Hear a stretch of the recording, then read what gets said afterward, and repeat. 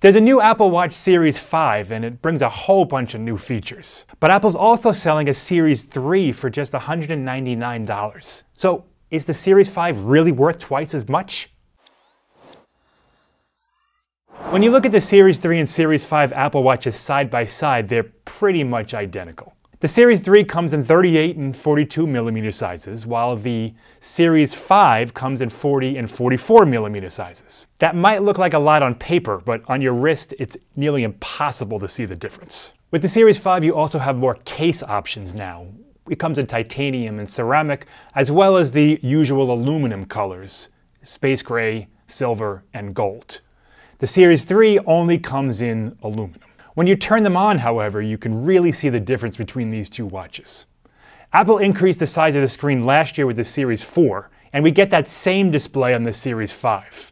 It's only a few millimeters bigger than the Series 3, but it is very noticeable. The corners of the screen are rounded, so they match the body of the case more than the square sides of the Series 3. And it fills more of the frame. There are very small bezels on the Series 5, where on the Series 3, if you have a picture showing, you can really see just how small the screen is in the case. But the big upgrade with the Series 5 watch is a new always-on display. Now, this has been a source of contention for years with Apple. We've wanted one since the first Apple Watch we saw. With previous generations, including the Series 3, when you're not using the watch, it fades to black. So you're basically wearing a blank screen on your wrist all day. And Apple has done a great job with it. Each watch face gets its own always-on option, and some are better than others, but as a whole, it's one of the best always-on displays that I've used in a watch, and I've tried out a lot of them. There are a couple other little differences between the two watches as well. On the Series 5, you get an ECG built into the digital crown. That means you can put your finger against the crown and it'll take your pulse.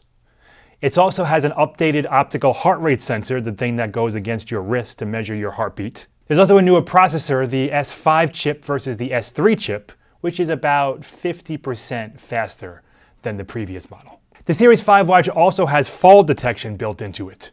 So if you turn it on, you fall, and you can't get up, your watch will actually call 911, send out your location, so someone can come and rescue you. And you also get a slightly louder speaker and 32 gigs of storage with the Series 5 versus 8 gigs or 16 gigs on the Series 3. Both watches have watchOS 6 on board, but there's some little differences between them. First, let's go through what's the same. They both have some new apps on board. We got Calculator, voice memos, audiobooks, cycle tracking for women, as well as a new way to track activity trends. And both watches also have the new on-wrist App Store, which means you'll be downloading apps on your watch and no longer on your phone. It's a little quicker on the Series 5 thanks to the new processor, but it's pretty much the same experience across both.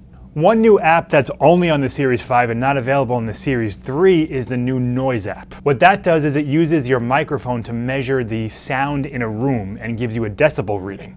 You also get a few new watch faces with watchOS 6, though some aren't available on the Series 3. But of course, the biggest difference between these two watches is the price. The Series 3 starts at $199 for 38mm and $229 for 42mm. The Series 5 starts at $399 for 40mm and $429 for 44mm. Both watches offer a cellular or a GPS model, with the cellular models costing $100 more across the board. So those are the differences between the Series 3 and the Series 5 Apple Watch. The big reason I would recommend Series 5 is if you want that always-on display. Apple has done a great job with this. It's color, it's pretty, it's just a really nice job. And if that's what you've been missing in the previous 4, 5, 6 versions, just go buy this one. But other than the display, the Series 3 watch is a really good watch for $199. I can't think of another one that even comes close.